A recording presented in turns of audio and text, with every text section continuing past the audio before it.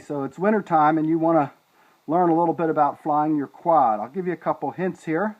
We're using a Hubsan H4 here. A very important thing is to make sure that the quad is on a flat surface when you turn on the transmitter. And that should set the gyros correctly so that the unit will rise right up when you apply throttle. Let me check this one. It's drifting a tiny bit.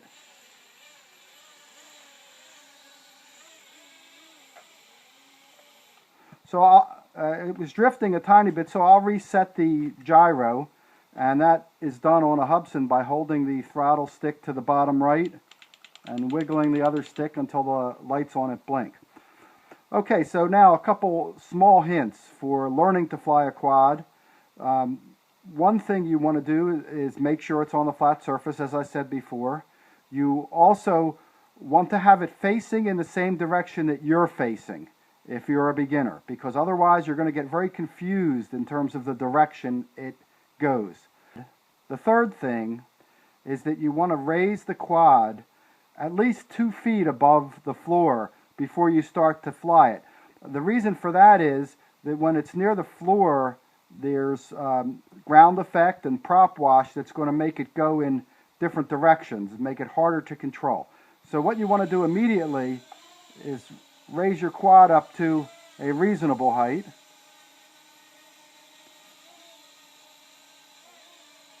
And you can see this thing is fairly stable. I'm straightening it out a little bit with the transmitter. Okay, because it's facing the same way we are, it's a lot easier to control. If I want to go forward, I just push forward on the stick. If I want to go backwards, I pull back on the stick. If I want to go right, left,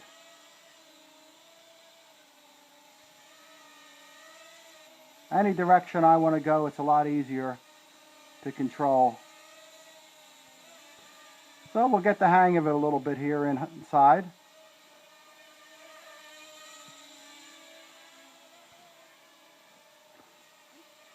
As you can see, being a micro quad, this thing is pretty easy to fly inside. Okay, so once you've got the basic hang of it, now you want to work a little bit on your fine motor skills. Set yourself up some landing pads or targets like I've done here. That small black circle on the floor, turntable, is one of them. So you can start by practicing down low there. See if you can land your quad on it. And of course, right in the center does best.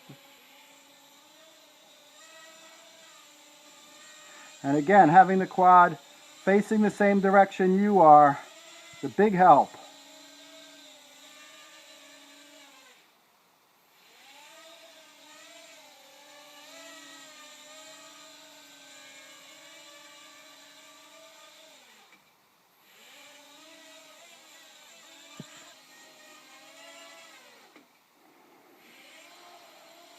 Again, launching off quickly is always going to help you. If you stay too close to the ground, you'll get very hard to control.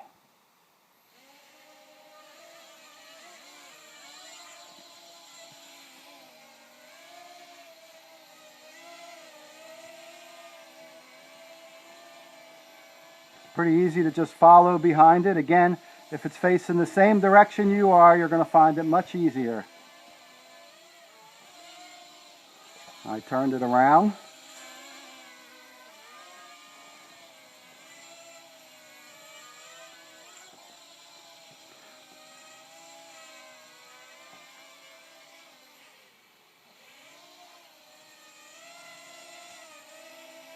And after a couple of hours of this, you'll probably have a pretty good idea of how to control your quad. Thanks for watching.